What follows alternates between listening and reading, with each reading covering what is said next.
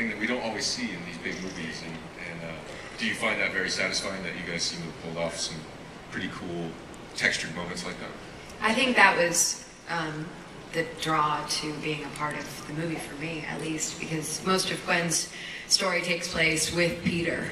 So the fact that the love story was so grounded in reality and so ultimately tragic and romantic, and then auditioning, with Andrew, it was like, it was a no-brainer. I really wanted to be a part of it because he's such an incredible actor, and I think it really brought that to life in such a nice way.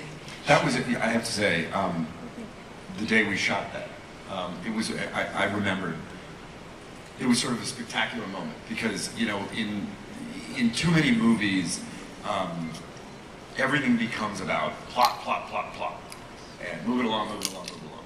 And I remember sitting there as Mark directed Emma and Andrew in the scene, and there was, it's a scene, and you saw it here, that works because of the chemistry in the scene, and because of the sort of organic awkwardness of the scene.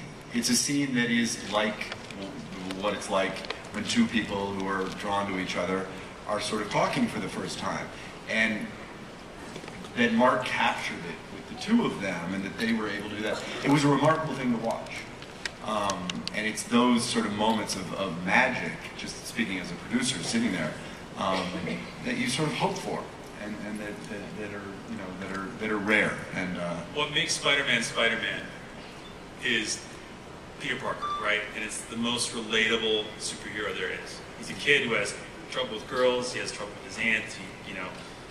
Things don't always go his way. He's not an alien. He's not a billionaire. He's just this kid. And these are the things that once you invest in that character and his problems that are incredibly identifiable and relatable, then all that stuff that happens in the suit and all the majesty and all the fights and the hits and the soaring through the air feels that much more real and purposeful. And I think that's what has always drawn me to Spider-Man and Peter Parker.